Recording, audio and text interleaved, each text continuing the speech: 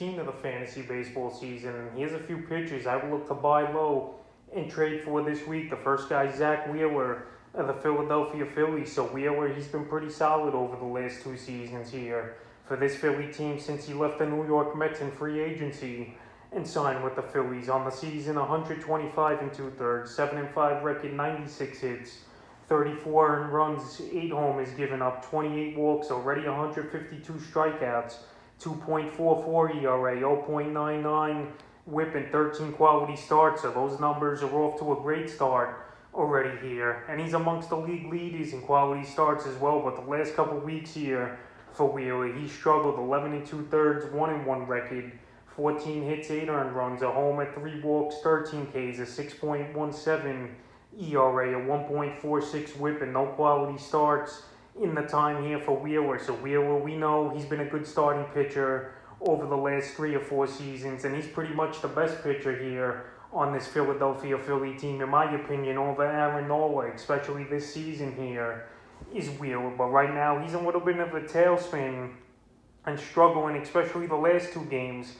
But I think Wheeler's going to get things going. And right now, while he struggled the last few games, like I mentioned, it's a perfect time to go out there and buy him low while his value's down a bit. July 2nd versus San Diego, 7 and 2/3, no decision, 4 hits, no runs, 9 Ks, 0.52 whip, and a quality start. July 7th at the Cubs here for Wheeler, 5 and 2/3, got the loss, 8 hits, 4 earned runs, a walk, 6 Ks, a 6.35 ERA, a 1.59 whip, and then his latest outing, July 18th versus the Marlins, 6 innings, he did get the win, but 6 hits, 4 earned runs, homer, 2 walks, 7 Ks, a 6 ERA, and a 1.33 whip. So the last 2 games here for him, he hasn't had quality starts. His ERA's been over a 6 in those ball games. But I think he's going to bounce back, and right now, I will go out there and buy him low before he gets back into the groove of things and has a couple games where he's only given up 1 or 2 runs or no runs. The next pitcher is Joe Musgrove of the San Diego Padres. So Musgrove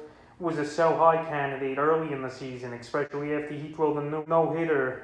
And then when his ERA was under a 2 was Musgrove, but now he's come back to earth over the last few weeks here for the Padres and fantasy owners. On the 3 1/3, 5 and 7 record, 76 hits, 36 earned runs, 12 homers, giving up 27 walks, 119 strikeouts, a 3.14 ERA, a 1 whip, and 7 quality starts here for Musgrove. But the last couple weeks for him, he's been hit hard, 14 1/3, 0-1 record, 20 hits, 10 earned runs, a homer, 5 walks, 13 Ks, 6.28 ERA, a 1.74 whip in this time here for Musgrove.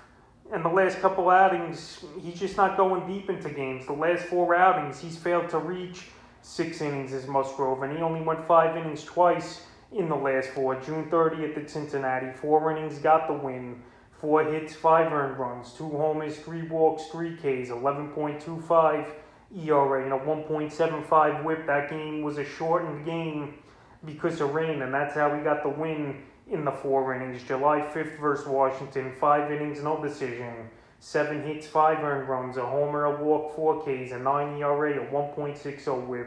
July 10th versus the Rockies, 4 1/3, got the loss, 5 hits, 1 earned run, 2 walks, 6 Ks, a 2.08 ERA, and a 1.62 whip in that ball game. And then July 18th at Washington, 5 innings, no decision, 8 hits, 4 earned runs, 2 walks, 3 Ks, a 7.20 ERA, and a 2 whip. So right here, the struggles have been real here for Musgrove the last couple outings. But I think he's going to bounce back and put up good numbers. Obviously, he's never going to match what he did in the first month or 2 of the season here for the Padres and fantasy owners. But right now, while his value's down a little bit, this is a time to get him because he's still on a good San Diego team, and he's going to get wins, and he's going to pitch back deep into ball games, in my opinion here. The next pitcher is Shane Bieber of the Cleveland Indians. So Bieber, he's been on the injured list for about a month now, but now some news has come out the last couple of days. He's playing catch, is Bieber, and hopefully he gets his rehab geared up and get going here for fantasy owners and the Indians, even though we know the Indians are not in the greatest of spots to rush him back this season, with them down in the standings a little there in the AL Central. On the season for Bieber, he was off to a good start again, 90 and 2/3.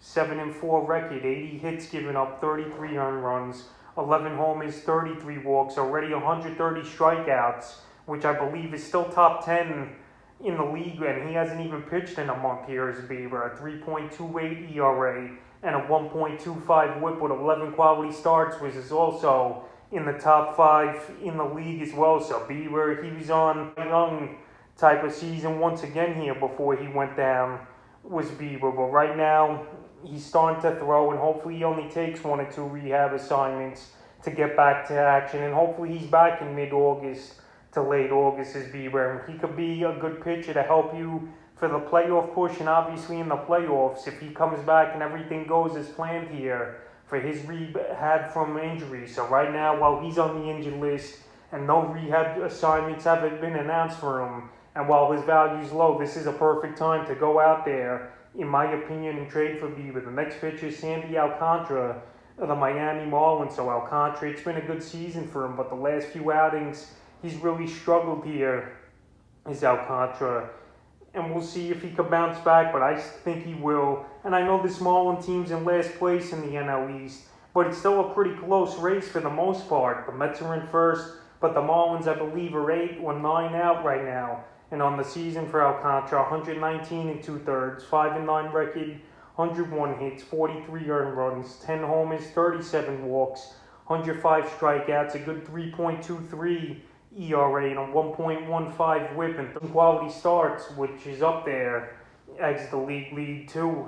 But the last couple weeks here for Alcantara, 7 innings, 0-2 record, 11 hits, 6 earned runs, 4 walks, 8 Ks, a 7.71 ERA and a 2.14 whip. So right here, he's not getting quality starts the last couple outings here is Alcantara, and it's a real struggle for him. He's only got 1 quality start in the last 4 starts for him. So right now, I think he's going to regroup and get things going. And this Marlins team, like I mentioned, they're not the greatest of teams, but this is a talented pitcher, and a pitcher, if I could definitely get on the low this week, is a guy worth going to get right now in a trade before the trade deadline is up in your fantasy league. So the last few outings for Alcantara, July 3rd at Atlanta, 6 innings, got the win, 5 hits, no runs, 4 walks, 4 Ks, a 1.50 whip and a quality start. July 8th versus the Dodgers, 4 innings, got the loss, 7 hits, 3 earned runs, a walk, 5 Ks, a 6.75 ERA, a 2 whip. And July 16th at Philly, he only went 3 innings, got the loss, 4 hits, 3 earned runs, 3 walks, 3 Ks, a 9 ERA, and a 2.33 whip. So right there, those numbers obviously aren't good here for Alcantara, but his next outing is July 21st at Washington. And I know Washington, they've been hitting the baseball pretty well over the last few games since the return from the All-Star break. But right here, he's a guy who would go out there and try to get on my fantasy team. And you definitely don't got to pay a high price right now, in my opinion, to get him. In the 5th and final pitcher, I'd look to buy low and trade for this week's Adam Wainwright of the St. Louis Cardinals. So Wainwright, it's been a mixed bag of results here for the 39-year-old veteran. On the season for him, 111 and 2/3, 7-6 record, 96 hits, 46 earned runs, 15 homers, 32 walks, 106 strikeouts, a good 3.71 ERA, 1.15 whip, and 10 quality starts on the season here for Wainwright. The last couple weeks for him, 11 innings, 1-1 record,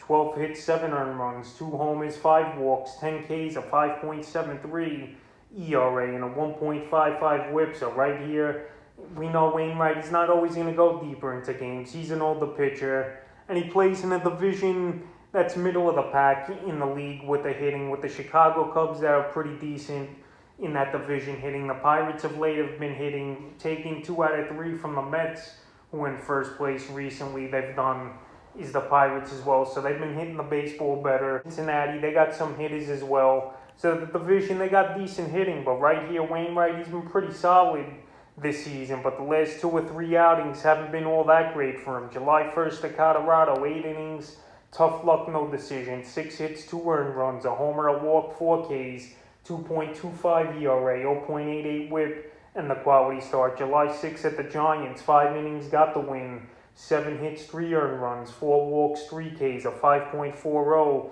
ERA, a 2.20 whip. And then July 16th Versus the Giants again, 6 innings, got the loss, 5 hits, 4 earned runs, 2 homers, a walk, 7 Ks, a 6 ERA, and a 1 whip here for Wainwright. So Wainwright, he's up there in age, like I mentioned, and I don't think you got to break the bank for him at all. And he's a good pitcher to have on your fantasy roster as your 3rd, 4th, 5th starter in that area right now. While you can never have enough pitching in real baseball and obviously fantasy baseball. So that's a few pitchers I look to buy low and trade for here in week 15 of the fantasy baseball season.